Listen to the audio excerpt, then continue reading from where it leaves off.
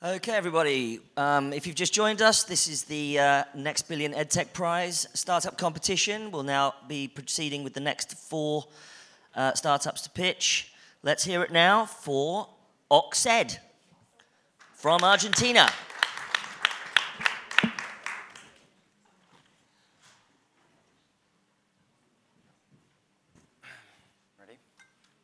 Good morning, everyone. My name is Agustin. I'm from Argentina, and I'm here to represent a great team that works hard every day to ensure that every kid has access to quality education.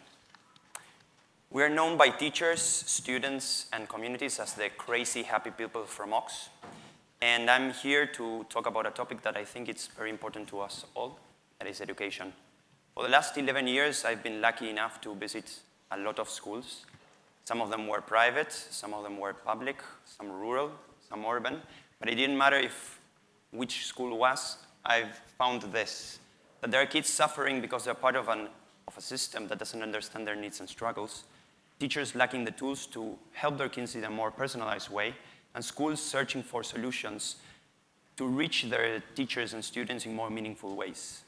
This is a reality that touches every student, every teacher, and every institution. Something that becomes even more critical when we analyze statistical data, for example, from my own country, where 50% of our kids don't finish high school, and 75% of our kids don't understand, 18-year-old kids don't understand what they read. That's why we have built Woombox, an online-offline interactive educational platform for kids between 4 and 12 years of age. The platform contains thousands of fun, interactive, story-driven resources with which the teacher can teach and the student can learn while playing. The three main characteristics that make Woombox unique: scalable and sustainable. The first one is that our tools are specifically designed to develop content and skills in fun, interactive ways. What does this mean? We tell the kids stories that they care about, and they are the protagonists of those stories. The second thing is that the platform measures in real time each user's interactions and adapts according to each student's needs, ensuring an adaptive, personalized learning. And finally, we have built a sandbox that enables teachers and students to create their own content. We believe that in a collaborative ecosystem, we can scale up without losing personalization. So you may ask, is there a large enough market for this? The answer is yes. In Latin America alone, there are more than 200,000 institutions, 3 million teachers, and more than 40,000 million students. Our business model is a B2B subscription-based model. What does this mean? Our users are the teachers and the students. Our clients are the educational institutions and the governments that pay between $2 and $4 a month per user. Since our launch in March 2018, we have been able to reach more than 45,000 direct and indirect users, and we have been able to gather a lot of information about that. These are three main things. First of all, 60% of the activity happens at home. This is very important in cases where kids don't have more than 10 hours of school a week. 95% of our teachers use the platform at least twice a week. And we have achieved a 100% retention rate of paid users. I'm happy to say that I'm part of an amazing team that works hard every day. There are engineers, pedagogical experts, designers, animators. And this morning when Mr. Varkey was talking, he asked a question to EdTech companies. He said, are you listening to teachers? I'm glad to say that our pedagogical expert is a teacher. I spend 2/3 of my time inside a classroom. And the most important thing is that Woombox is Woombox, because for years we have heard the teachers we work with, and we have changed the tools that we have created based on their feedback. Woombox is as good as it is because of them. So I would like to finish my presentation with a story, a different one this time. 2 years ago, I was working in Catamarca in a rural school, and there was a kid called Lautaro that was really struggling in first grade. And his father came to us and he said, I'm a 75-year-old man. His mother has recently died. I want to help my son, but I don't have the tools. And there's such a big gap, generationally speaking, that we have nothing in common. And we told him, it doesn't matter if you have the tools, it matters that you want to help your child. So we offered him to install the tools in an old computer that he had, and we told him, have fun with your child, learn with your child and be a co-pilot of his learning process. 2 months later, the teacher came to us and she said, Lautaro is doing quite well. But the most important thing that we heard came from his father. He came back to us and he said, I have to tell you that I have learned a lot using those apps myself. And Lautaro and me wait every day to share this moment together. I think this kind of things are the reason we do what we do, and we hope we can do it for the rest of our lives. Thank you.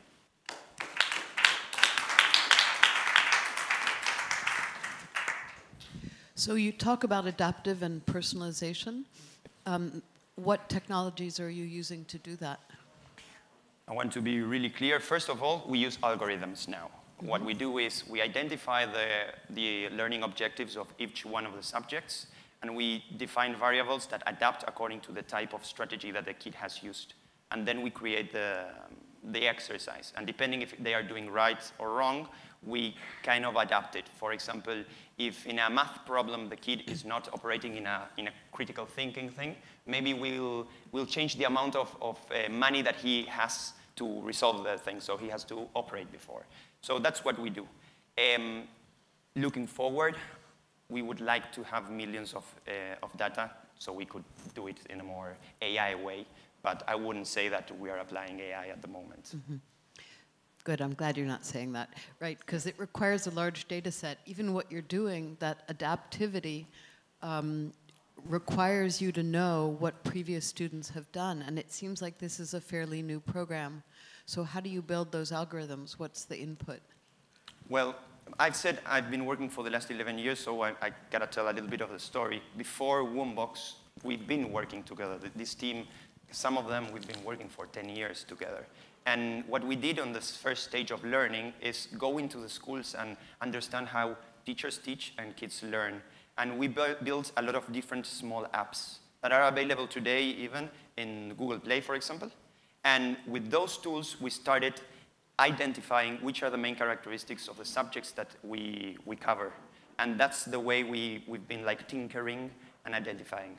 That, with a lot of pedagogical experts that have been working with us, helped us identify the algorithms. So what's your evaluation on whether this approach is effective? Sorry? How do you know this is working? How do you know you're okay, there are two big instances. First of all, like another nice story, the government of Tucumán is a province in Argentina, came to us, we didn't know they were measuring us, and they told us that in a place where we work with 7 schools, there were 14 in the region.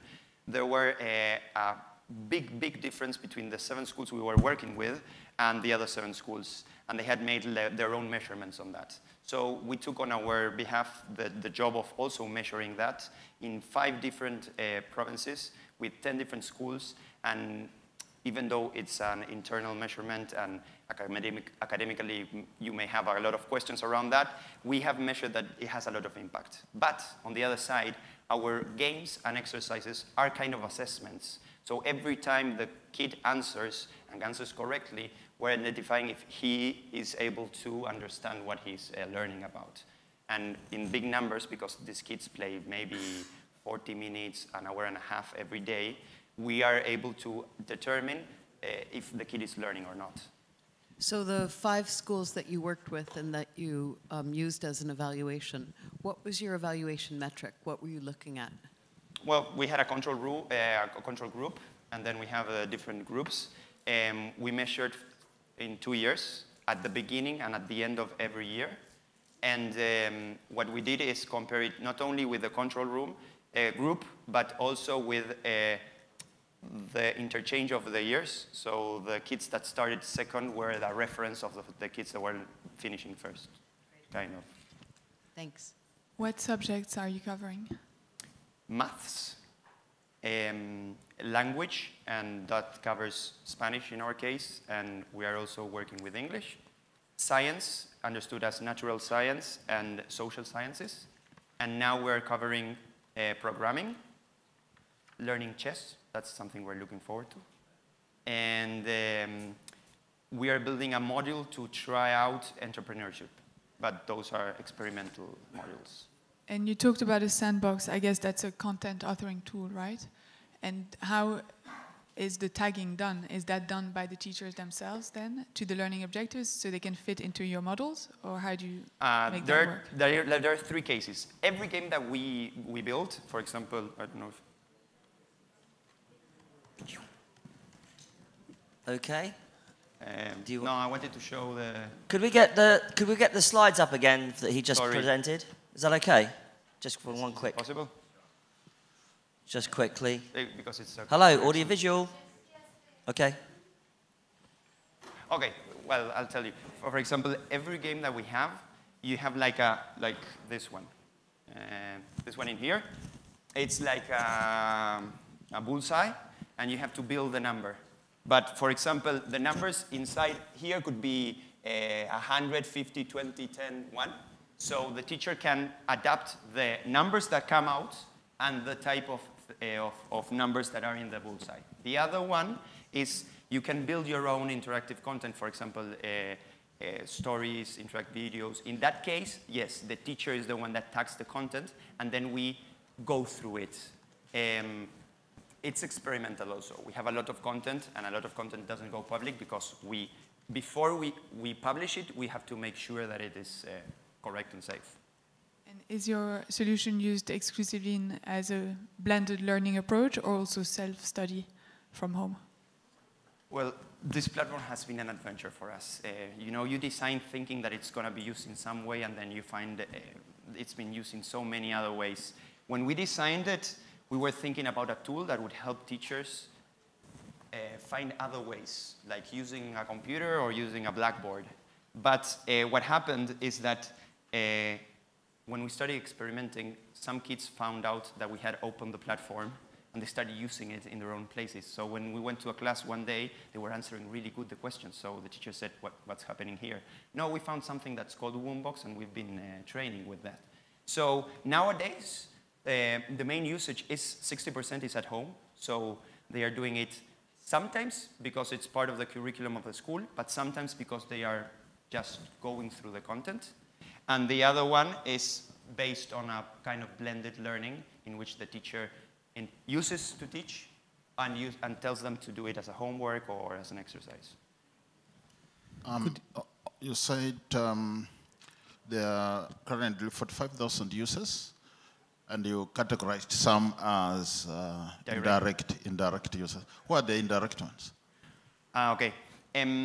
When a school decides to purchase the platform, what we tell them is, based on the experience of using other technological tools, if they should have users for every kid or start with a basic pack that is users for the teachers and for the labs.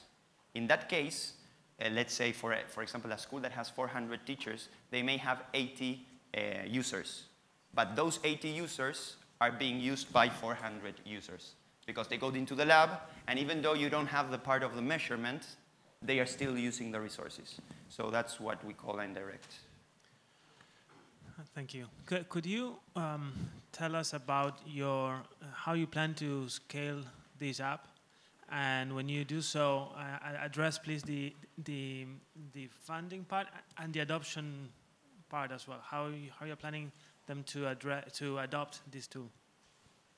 Okay, so scaling up with the... How will you scale it up? And in your answer include how you're planning teachers and kids to adopt, and how you're planning to get some money out of the government. Can you make it a short answer, please? Okay, at the moment we are working with government. We are working with two different governments, Uruguay and Argentina. And the biggest issue for our scaling up is the content. But as an instructional designer, I have found that, for example, maths has 3 great models of teaching, and the design of our content is quite usable in those different 3 models. So at the moment, we have around 70% of the content in the Argentinian curriculum, and from what our studies in Latin America, a big chunk of maths and language and science are shared by many of those countries in Latin America. So that's the thing. And about scaling up and adoption, we have found that kids are our greatest allies. They love it. They have avatars like that one that you see there, or that one, or that one. And they are the ones that are our biggest allies in adopting it. Then, sorry? Can you wrap now? I don't know, it's okay. Okay, great. Thank you so much. Oxhead. Let's just allow our judges to gather their thoughts quickly before we hit the next startup.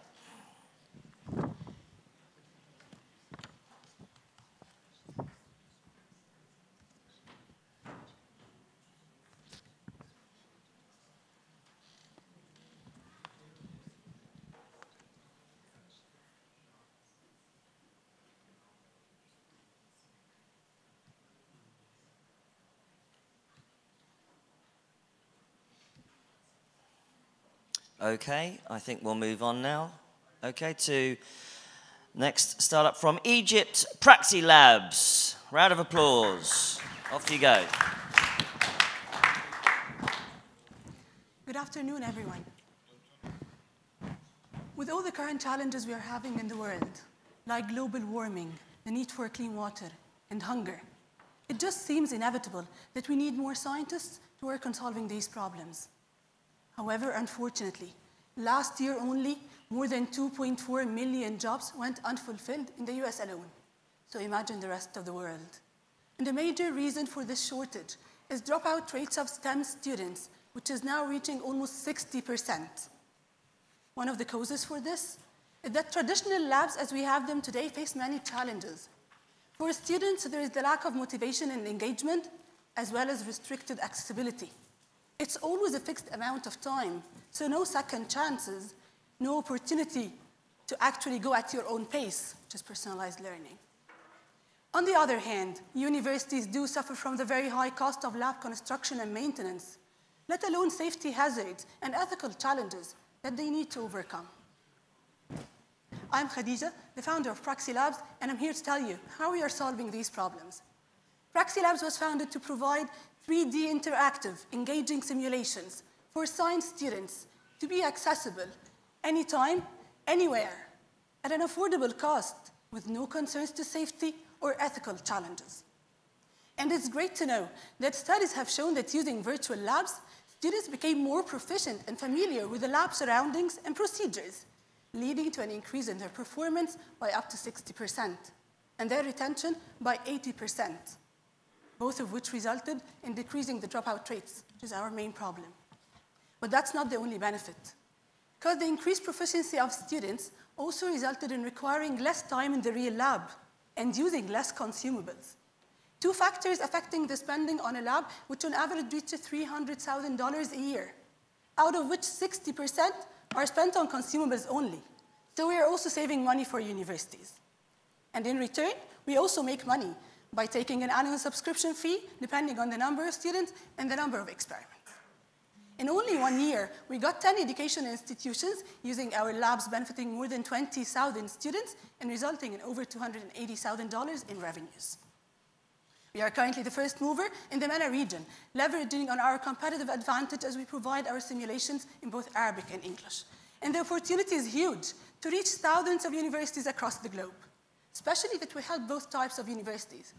Those in developed countries to improve their students' learning outcomes and retention, but also those in emerging markets, which might not even have a real lab. And that's where we see our greater impact, to provide an equal opportunity for science students everywhere. And I'm really happy to tell you that just 2 weeks ago, we succeeded in a pilot with the Supreme Council of Universities in Egypt to include one of our simulations in an exam given to 4,000 medical students spanning 21 universities, with an aim to roll out to all of the 75 medical students nationwide, which provides great credibility, but also creates a barrier to entry. So, So our team has years of experience in EdTech, marketing, and sales with advisors from one of the top accelerators in the world. And I myself have a PhD in human-computer interaction, and that's where I'm getting my passion for Praxi Labs. Finally, we are currently raising funds to advance our product even further and go into areas beyond physics, chemistry, and biology, starting by medicine.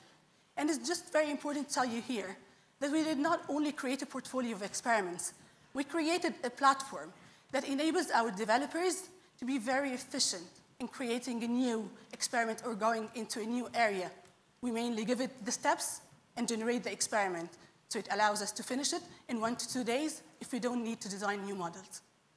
That's all. So please vote for us and come talk to me afterwards if you're interested in joining us on our mission of providing the world with more scientists. Thank you.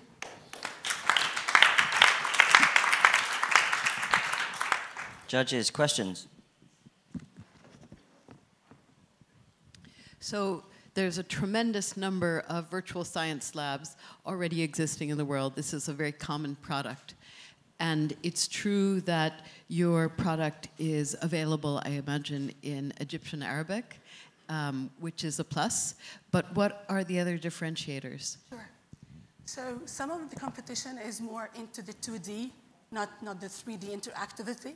So a lot of them do provide very simple concepts or, as I'm saying, like not interactive. The ones that are very interactive are very low. So it's only 2 in the world competing with us, and I can say the names very fairly. So one of them is very big, it's Slabster, and it's mainly in Denmark. So it's starting with the European market. So it's really away from the market that we are competing in. So one of the things is our interactivity is very high.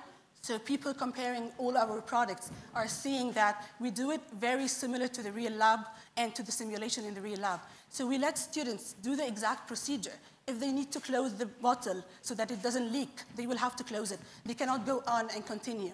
So we try to make it as real as possible, and that's one of the very competitive advantages we have. In another sector, it's the MENA region, and we have a footprint in it. We have talks with the government and with the universities of higher education in several countries. So again, it's the first mover in the market is another competitive advantage as well. Thank you. Sure. Yeah. So this is based on content.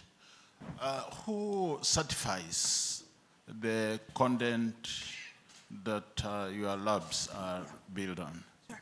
We work with subject matter experts, of course. We don't do the content itself. So we have professors working with us from every branch we are working in, so biology, chemistry, and physics. And they are from top universities in Egypt, in Saudi Arabia, and in the US as well. So that's one of the areas that we are currently doing. But what we are also achieving now, and in the last stages, that we are going to partner with one of the well-established universities in the UK, because we would love to have an academic partner to just like look with us at the big picture rather than have separate university professors. Quick clarifying question. How much have you raised to date? And I saw the graphic of 750,000. Yeah. Have you raised that, or you're looking to raise that? We are raising that. We have already raised 150,000, and the next round is the one that we are in now. We're raising 750. And you're based in Cairo or here? Yes. Back to the product. I understand the 3D and interactive aspect. Yeah. Are you looking to develop it further towards virtual reality or haptic technology? So we are always looking at the new technologies and putting them in mind, doing tests. We already tested the virtual reality before. We already tested the AR. But one of the things that we are focused on, because we are educators ourselves, is the debates that happen on the use of VR in education. So there are a lot of debates yet in this sector about the dizziness, for example, one of the things. So maybe it's used in gaming more of using it in education. If you are spending, for example, on a DNA extraction experiment like this, it could take up to 30 minutes if the student is practicing. That's not very well to do in a VR or like using the glasses. So we are taking it really carefully, but our product is developed using a gaming engine called Unity. So once we decide to go into that sector or that field, we are ready to go. The code is not going to be changing.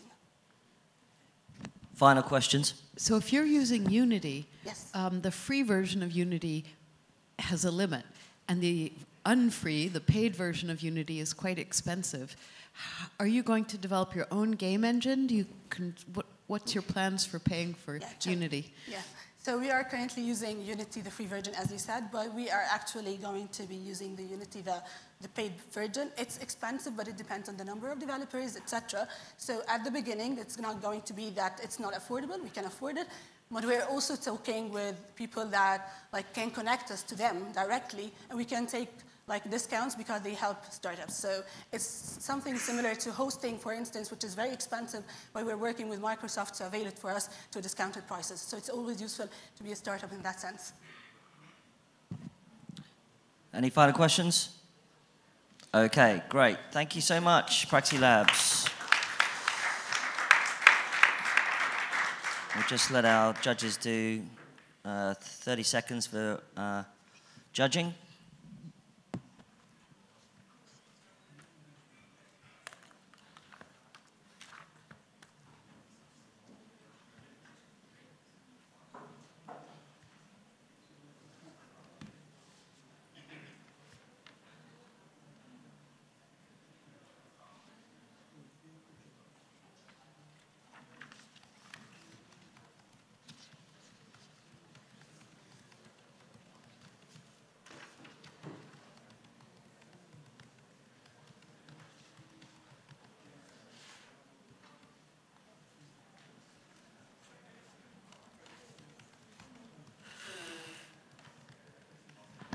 Okay, let's get our next startup up from Pakistan. Please welcome Sabak.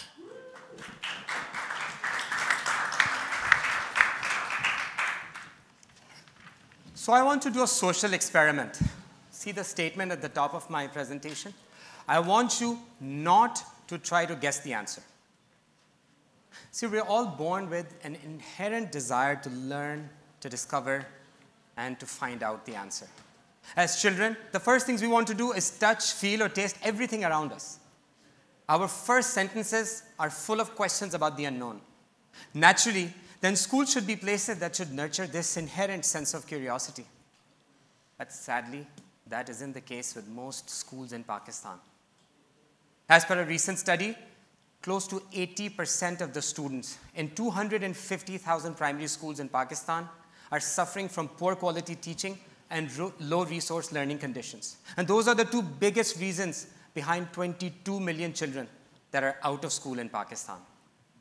With teachers failing to captivate students' imagination, children are simply disengaged and unexcited about learning.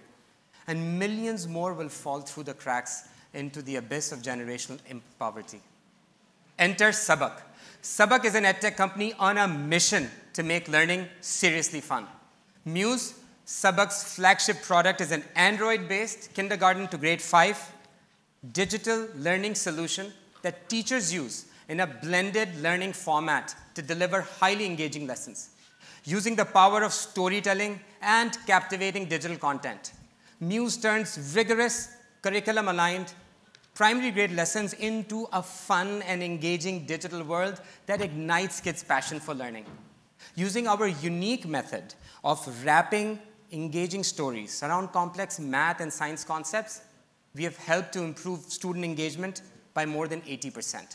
Whether it is learning about the unitary method in math, through the story about two cars that are trying to buy a sunscreen to keep them cool in a hot summer day, or trying to teach the concept of seed germination from the eyes of two plants, storytelling is always at the heart of Muse lessons. Muse has over 1,500 digital lessons and tests for kindergarten and grade 5 for math, science, English, and Urdu, covering all major topics. Using its adaptive design, teachers use Muse in a variety of formats on a smartphone, tablets, or an LED TV, in all learning conditions to improve student learning outcomes. And that has been proven too. In a recent RCT study conducted by Kofi International in 2018, classrooms that used Muse improved their math and literacy scores by more than 110% compared to control groups. Muse is a B2B subscription-based service that is offered to schools in two packages. One is a class license for $45 for the entire class for 1 year, and the other is a student-based individual license for $7 per year per student. Over 1,000 schools are using Muse this year, and over 100,000 students are using Muse to rediscover the joy of learning they were all born with. Last year, we generated $350,000 of revenue, and this year we're set to expand to 2,000 schools and reaching over 250,000 students. Our projected revenue for this year is $800,000. Muse, and this is only scratching the surface. With over 100,000 private schools and many more public schools in Pakistan, there are 15 million students that are studying in primary grades. And over 90% of these students are studying in low to mid-cost schools that are suffering from poor student learning outcomes. That is our addressable market. Muse lessons are currently available in 2 languages and soon will be available in English. This is how we plan to scale beyond Pakistan. With my co-founder having scaled several non-profit and for-profit enterprises, we believe the team has the capacity to push the envelope. And the reason that I started is very simple. I was sick and tired of seeing Pakistan at the bottom of literacy and human development index, and I had to do something about it. 80,000 years ago, when the first Homo sapiens started telling the story, our desire to know and discover and find out what happened next has sustained through the generations. And I believe this holds true even for this audience today. And I can guarantee almost all of you must have wondered what the answer is of the question on the screen, at least once. Well, the answer is 53 hours a week. This was based on a survey done with 10,000 school teachers in the US. And we use the same concept of storytelling, curiosity, and discovery to engage children and help them achieve their dreams. This is the story that I tell, and I want you to help me tell it to a bigger audience. It's about time good stories come out of Pakistan. Thank you very much. Questions? Out of the 200,000 schools, what is the percentage of private versus state schools? So for this year, 250,000 students have been. I mean, the schools in Pakistan. I mean, what is the percentage of private versus state schools in Pakistan overall? And are you targeting mainly the private ones? And can the state ones afford your solution? Okay. So altogether, Pakistan has close to 250,000 schools, primary schools. And out of them, 100,000 are private schools, and another 130, 140,000, and then some other community and government-backed schools. Currently, we're mostly working with private, non-profit, and social enterprises that run government schools, which are similar to charter schools. Directly working with the government is not something that we have done. We have worked with one provincial government to design and customize curriculum for them, which they use in 600 of their schools, but we don't count them as our customers because we made the content once, and they're not a recurring customer based on the new pricing model that we have. Are you looking to just stay in Pakistan? 2, how big is your team? And then 3, is all of this animated content? Okay. So around 1,500 digital lessons have close to 550 basic 2D animated content using character animation, infographic animation, and simple recorded lessons. As of now, over the next 1 to 2 years, we plan only to stay in Pakistan because we believe there's a lot of learning that we need to get. And the market in Pakistan itself is so big, we've only scratched the surface. Even if with 200,000 students, 250,000 students, will be at maybe 3 to 4% of the private school market only. And your team? Our team is about 30 to 35 people, and it sort of goes up and down depending on when we pick up a particular module that we have to build over a few months. The RCT study that you described, you said you improved 110%. Do you mean that there was a 10% gain? Can I show it on the screen? Please. Can you go back? So basically,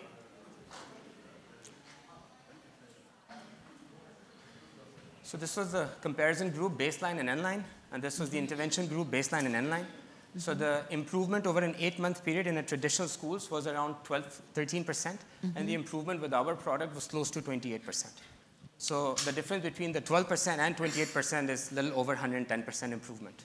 So which topic was that? Which so subject? Both math and literacy. Literacy, the local language, the Urdu language. Identical, absolutely identical stats? Extremely identical. Schools that were run by the same organization in a similar geographical pattern. I meant the statistics were identical between math and language. Yes. And how long was that study carried out over? This was between March and November 2018. And this was funded by DFID. Final questions? For your, for your team, the top team, What are the professional qualifications? Just say the top 4. Top 4. My qualification is that I studied electronics and computer sciences from the US. And I've been working in product development and engineering. And I bring in design thinking expertise to solve business and product challenges. One of the other co-founders, he is the head of a large multinational in Pakistan. And he also has helped co-found and scale different enterprises. And another head of academics. So we have, our head of academics has over 17 years of experience of working with curriculum team in the government and also in private schools. And our head of technology is a young guy who has studied machine learning. Quick question. Final question. Does it work offline as well? Yes, sir. So this is an Android-based platform, and once you download the product, you can sync the content once, and until the new upgrade of the content is available, you can continue using the product. So what we do is there are some schools that are so far out and remotely located, they download the content, and then their regional teams would take the internet device to them once a month to update the content. Okay, thank you very much. Sabak from Pakistan. Now, we'll just let our judges gather their thoughts for a few seconds before hearing the final pitch.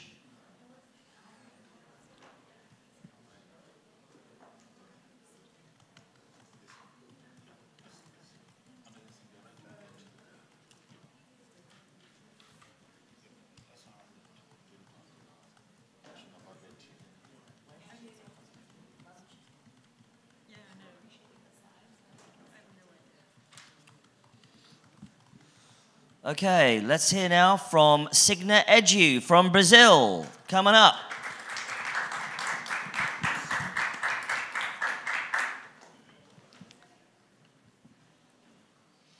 Can I start? It's not working. No? Good afternoon. I recall being 20 years old, actually 12, sorry.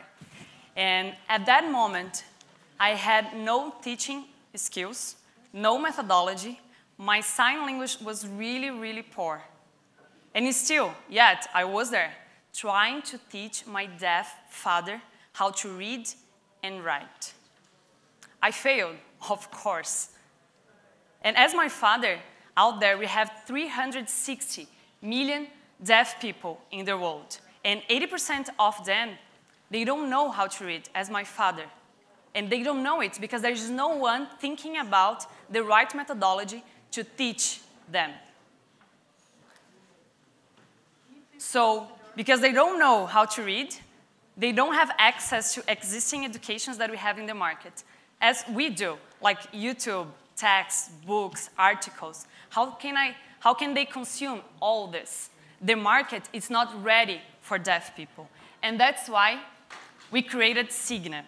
So Signa trains deaf people for their educational and professional activities, and we do it by bringing together the deaf instructors from the market, the ones that already have something to share, and we teach them how to turn their knowledge into online course. So we provide all this in our e-learning platform. We built it, and all the features and the usability, they were designed for deaf people. All our courses, they are built taking into consideration the deaf culture with video class, sign language, and the subtitles as well. We are changing our students' lives, providing for them courses related to technology, programming, design, communication, language such as English and Portuguese, and we also offer sign language course for the hearing people. Signa builds its own course, but we also open our platform to certificate the teachers from the community to be able to put their own course and get passive income through it. Our business model, so we are B2C. We sell the training course for the deaf community, and we also sell the sign language program for the hearing people. All the teachers, they get a commission for each sale, each course that we sell, and through 1% of the worldwide market share, we can reach 25 million people and get 1 billion of revenue. Oops. So working with this niche, really specific niche, means that we have passionate people, because we don't have any straight competitors, and we work with a really big problem. So they're passionate about it. They're willing to have our course. It means that they pay more for it. So when we realize that, we understand that our strategy to go to the market is we build the small course with the teachers. We put it out there for the market. So this is a way for them to try it, to understand what a online course looks like. And then what's going to make us to really get revenue for our business, it's actually the long course, the 6 months, the 1 year course. So this is our strategy right now. And in terms of growing, we have had 2,050 students in our platform. And with this amount, this short amount, we have made $99,000 with them. And we focus on this base that we had in our platform, and they have been paying again, so each month buy another course. So for example, in 1 month, if you have like 200 students paying for that, it means that 50% they're, as we call, the old students. So with this price here, the 25,000, and all the media that we can get from this event, we are going to be able to reach out more students. And also, our strategy is going to be to build 4 more long courses. So we're going to be able to sustain Signa completely with no investment. But here, I am here to ask for you guys to make us to be able to be there tomorrow, because we are going to start in some months also to raise some money. So we need to spread the word. And it's all possible because of an amazing team. I am Fabiola, the CEO.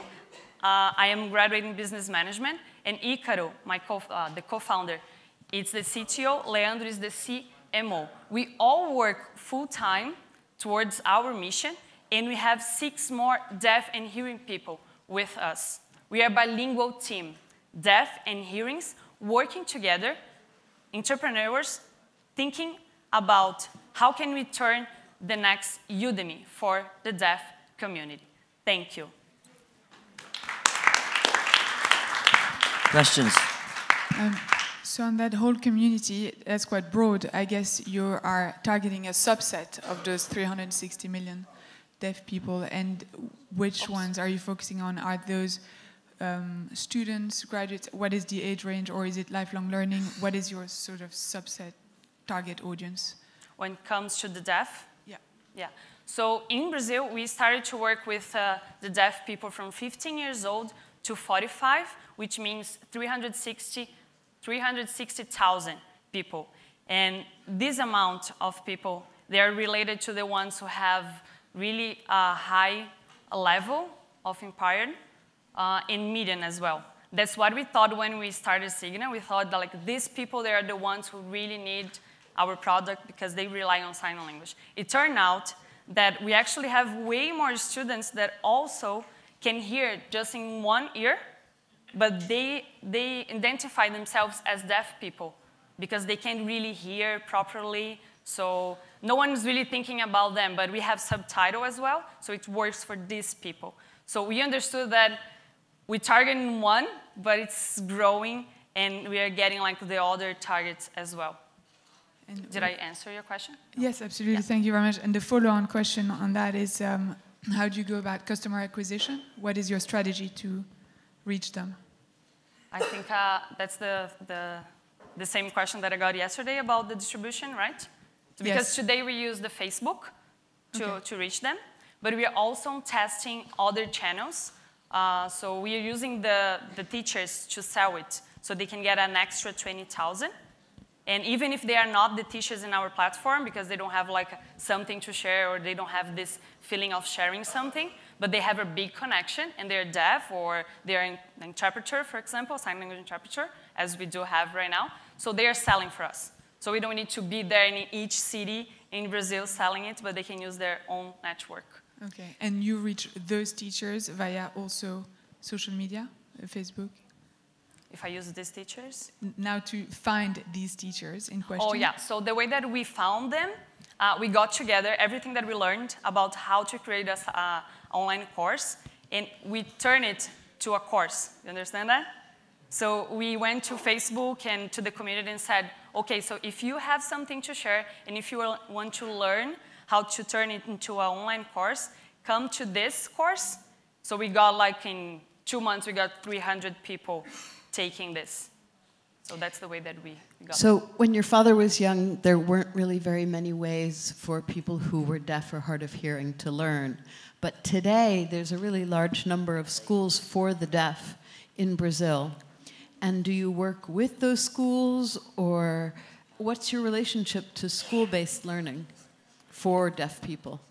Yeah, we do have more in Brazil than we have in other countries. I totally agree about that. But it doesn't mean that we have like lots and enough for this big number.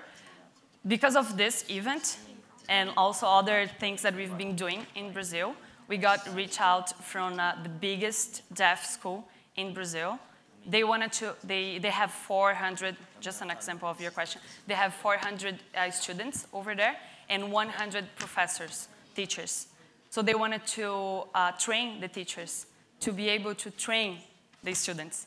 But they don't have any solution in the market, so they reach us out and they want to build like a, instead of, they want to use our product, but also like have our help to build other courses. So we're going to provide it for them as well. Final questions, please, if there's any more. Anything? Okay. Thank you very much. Signet Edu.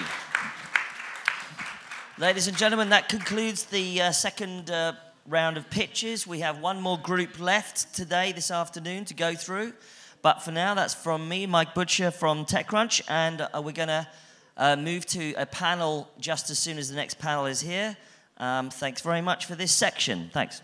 And thanks to our judges as well, who are working so hard.